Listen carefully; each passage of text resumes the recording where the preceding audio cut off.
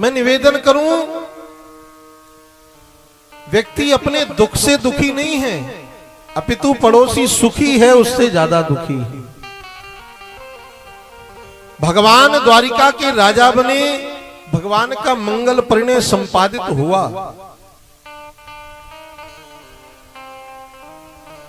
भगवान के उतने ही ज्यादा ईर्ष्यालु भी हो गए। एक बात स्पष्ट समझना, आप जीवन में जितनी ज्यादा तरक्की करोगे ना, आपसे ईर्ष्या करने वाले, द्वेष करने वाले उतने ही लोग निर्मित हो जाएंगे। परिस्थिति में सम रहे, बराबर रहे।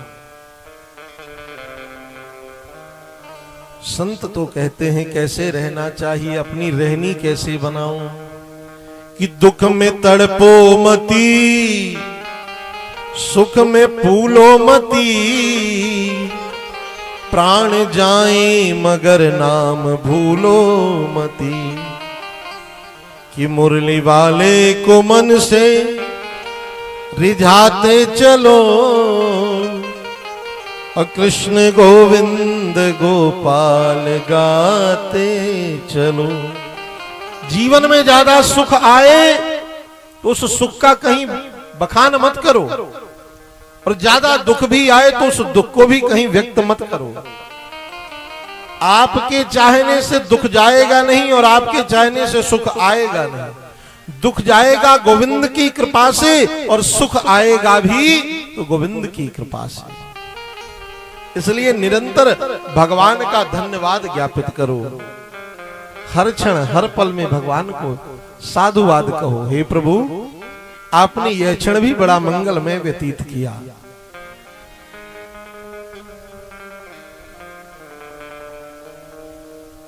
पर सामाजिक रूप से ईर्ष्यालुओं की कमी नहीं रहती है। भगवान के साथ भी यही घटना घटित हो रही है। नीति कहती है कि ईर्षि घृणी स्वतो संतुष्टो, क्रोधनो नित्य संकितः, परिभाग्योपजीवी चा सडे तद्दुख भागिनः। ईर्ष्या करने वाला, द्वेष रखने वाला, घृणा करने वाला, अनायास क्रोध करने वाला, दूसरे के भाग्य पर अपने भाग्य को चलाने वाला, ऐसे व्यक्ति कभी सुखी नहीं रहते हैं। भगवान का विवाह हुआ श्री रुक्मिणी जी के संग, तो भगवान को पहले पुत्र की प्राप्ति हुई। भगवान के पुत्र कौन हैं? श्री प्रद्युम्न जी महाराज। प्रद्युम्न का तात्पर्य क्या होगा? कहे प्रकृष्ट दुमन प्रकाश यस्य सः प्रद्युम्न, जिसने अपने जीवन में सुंदर यश का प्रकाश किया हो वही प्रद्युम्न है। अपने कर्म के प्रभाव से जो प्रकाशित हुआ हो उसे प्रद्युम्न कहते हैं। जब प्रद्युम्न जी महाराज जन्मे तो संबरासुर नाम का जो दैत्य है ना, गोविंद से जो ईर्ष्या करता, वह प्रसूतिका गर्भ से, प्रसूतिका ग्रह से गोविंद के प्रथम पुत्र को चुरा कर ले गया और ले जाकर के आकाश मार्ग से गया। मध्य में समुद्र पड़ा, समुद्र में ही उस बालक को फेंक दिया। उस बालक को मछली निगल गई, वह मछली के गर्भ में जाकर स्थिर हो गया बालक। मछुआरों ने मछली पकड़ी और मछली पकड़ करके मछुआरों ने वह मछली भोजन के लिए संबरासुर के ही यहां भेज दी। संबरासुर के यहां भोजन बनाने का काम करती है विद्यावती। ये विद्यावती कौन है आप सबको पता है? ये विद्यावती साक्षात कामदेव की पत्नी है, रति। जब विद्यावती ने मछली को दो भाग किए, खंड किया मछली का, तो मछली के अंदर से बालक निकला। विद्यावती उस बालक को अपनी गोद में लिए ही थी, उसी क्षण संत नारद आए और संत नारद ने आकर के कहा, देवी आपकी जो अंकमाल में बालक है ना, वो आपका ही पति है। प्रद्युम्न जी साक्षात कामदेव के ही स्वरूप हैं।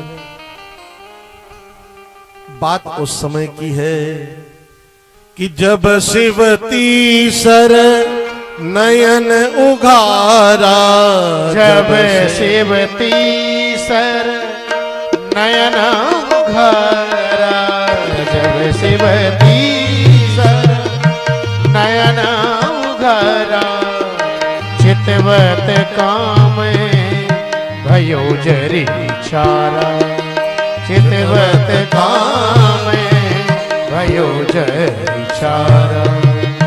कृष्ण तनया होई पति तोरा, कृष्ण तनया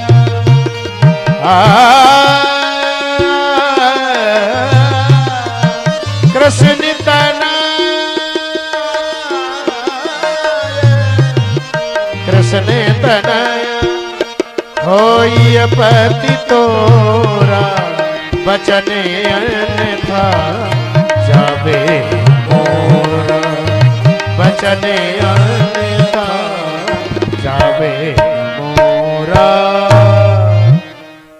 जब शिव तीसर नयन उघारा, भगवान शिव की समाधि भंग करने गया था कामदेव, निरखत काम भयो जरी छारा, त्रिनेत्र खुला और जल करके भस्म हो गया कामदेव। काम की पत्नी रति रुदन करने लगी तो भगवान शिव ने कहा, देखो तुम्हारा पति तो जल गया, अब तुम्हें यदि अपने पति को प्राप्त करना है तो द्वापर युग में कृष्ण के पुत्र के रूप में यह जन्म लेंगे और फिर तुम्हें पति रूप में प्राप्त हो जाएंगे। श्री प्रद्युम्न जी महाराज जब बड़े हुए तो बड़े होकर के शंबरासुर के साथ घनघोर युद्ध किया, शंबरासुर को मार करके अपनी पत्नी को लेकर पुनः द्वारिका में आ गए।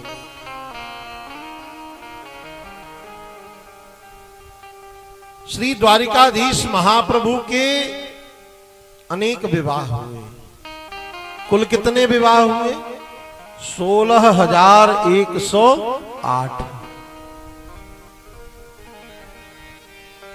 परीक्षित ने पूछा, महाराज अन्य विवाहों की भी चर्चा विस्तार से बताइए। सुखदेव जी कहते हैं, राजन एक समय की बात है कि महाराज द्वारिकाधीश के यहां एक राजा आए जिनका नाम है सत्राजित। सत्राजित महाराज के पास एक मणि है जिसे स्यमंतक मणि कहते हैं। उस मणि का ऐसा वैशिष्ट है, उस मणि की ये विशेषता है कि वह मणि नित्य 8 भार सोना देती है। 8 भार का मतलब समझ गए आप लोग? 2 कुंटल। 2 कुंटल सोना वह मणि नित्य प्रदान करती है। 3 लोग हो, आप, आपकी पत्नी और आपकी बिटिया। आप ये बताओ कि इतना स्वर्ण देने वाली मणि का आप करते क्या हो? भाई ये मणि हमें दे दो तो इस मणि से जो स्वर्ण निकलेगा उससे हम प्रजा का पालन करेंगे, धर्म करेंगे।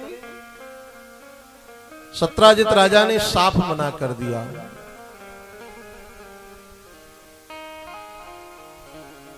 जब साफ मना कर दिया, भगवान ने कहा, भाई आपकी वस्तु है, आप दो ना दो, कोई बुराई नहीं है।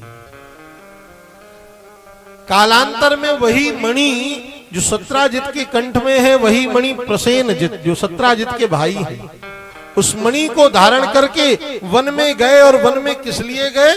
शिकार खेलने के लिए गए। जब जंगल में मणि पहन करके शिकार खेलने गए तो महाराज घनघोर सिंह के संग प्रसेनजित का युद्ध हुआ। उस युद्ध में प्रसेनजित ने सिंह के हाथों मृत्यु को प्राप्त किया। प्रसेनजित मारे गए, वह मणि सिंह ने छीन ली। और जब सिंह ने छीन ली तो सिंह का भी युद्ध हुआ। फिर किससे?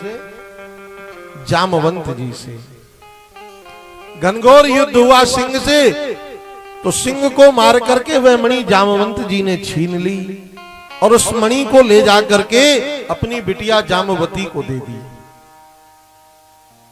जामवती उस मणि से खेलने लगी। यहां जब राजा सत्राजित को पता चला कि हमारे भाई की मृत्यु हो गई और मणि का कोई अता पता नहीं, तो सत्राजित को ऐसा अनुभव हुआ कि कहीं ना कहीं गोविंद ने हमारे भाई को मार दिया।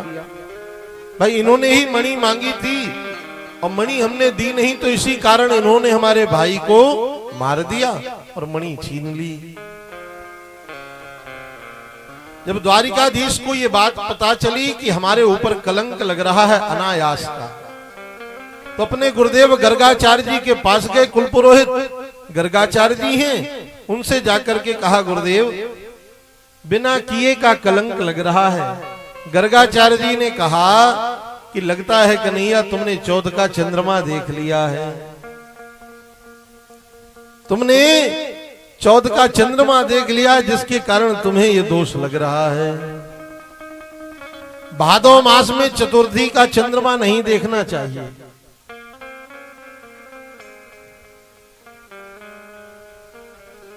भगवान ने कहा क्या करें? गर्गाचार्य जी ने कहा कोई ना कोई उपाय तो करना पड़ेगा। कुछ सैनिकों को अपने साथ लिया और जंगल की ओर चल दिए। जब जंगल में पहुंचे, उस जगह पर पहुंचे जहां पर प्रसेनजित का शव पड़ा था, देखा सिंह के पैरों के निशान हैं। उन सिंह के पैरों के निशान के आश्रय से गोविंद चलने लगे और वहां तक पहुंच गए जहां सिंह मरा पड़ा था। जहां सिंह मरा पड़ा था वहां भालू के पैरों के निशान दिखाई दिए। उन्हीं भालू के पैरों के निशान के आश्रय से पीछे पीछे गोविंद जामवंत की गुफा में पहुंच गए। परिणाम जब गुफा में पहुंचे तो घनघोर युद्ध हुआ। ये वही जामवंत हैं जिन्होंने रामावतार में रघुनंदन की बड़ी सेवा करी, जो हनुमान जी के परम मार्गदर्शक हैं, मार्गदर्शक। श्री जामवंत जी, हनुमान जी कोई भी काम करने जाते तो जामवंत से पूछते कि जामवंत मैं पूछूं तो ही, जामवंत मैं पूछूं तो ही, उचित सिखावन दीजो मोही, उचित सिखावन दीजे मोही, उचित सिखावन दीजे मोही, जामवंत मैं पूछूं तो ही, जामवंत मैं पूछूं तो ही। ये वही जामवंत हैं जिन्होंने रामावतार में बड़ी सेवा करी। रामावतार में भगवान ने सबको जब विदा किया, सारी वानरी सेना को, तो किसी को कुछ ना कुछ दिया था, पर जामवंत जी को कुछ नहीं दिया था। त्रेता काल में जामवंत जी ने कहा कि राम जी, रावण की सेना में कोई ऐसा सेनापति ही नहीं था, कोई ऐसा सैनिक ही नहीं था जो हमसे दो दो हाथ लड़ ले। एक काम करो, आप ही हमसे दो दो हाथ लड़ लो। राम जी ने कहा इस अवतार में हम सेवक और स्वामी हैं, सेवक और स्वामी की मर्यादा का खंडन हो जाएगा यदि युद्ध करेंगे। ये इच्छा आपकी द्वापर काल में हम पूरी करेंगे। सो वही इच्छा महाराज द्वापर काल में आज ठाकुर जी ने पूरी करी जामवंत की। बड़ा घनघोर युद्ध हुआ, 18 दिनों तक युद्ध निरंतर चला। ठाकुर जी ने ऐसी पिटाई ठुकाई लगाई जामवंत की कि नस नस दुखने लगी जामवंत जी की। अंत में जामवंत ने कहा प्रभु हम समझ गए, आप साक्षात रामभद्र हो, क्षमा करो। भगवान ने कहा बस आपकी इच्छा ही पूरी करने आए थे। बोले भगवान आप ने इतना परिश्रम क्यों किया? बोले मणि के लिए, मणि का कलंक लग रहा था। बोले प्रभु मेरी बिटिया के पास है, मणि तो गोविंद के चरणों में समर्पित ही की और साथ ही साथ अपनी बिटिया भी गोविंद के चरणों में रख दी। महाराज इसे भी स्वीकार करिए। इस प्रकार भगवान का दूसरा विवाह जामवती के संग संपन्न हुआ। ठाकुर जी ने वह मणि लाकर के सत्राजित को सौंप दी। लो भाई तुम्हारी मणि, इस मणि के कारण तुमने हम पर अनायास कलंक लगाया। बड़ा लज्जित हुआ सत्राजित। और मारे लज्जा के कुछ बोल नहीं पाया, तो मणि तो गोविंद को ही समर्पित कर दी पुनः सत्राजित ने कि हे द्वारिकाधीश, इस मणि का मैं अब क्या करूंगा, ये मणि आप स्वीकार करो और मणि के साथ साथ मेरी बिटिया सत्यभामा को भी स्वीकार करो।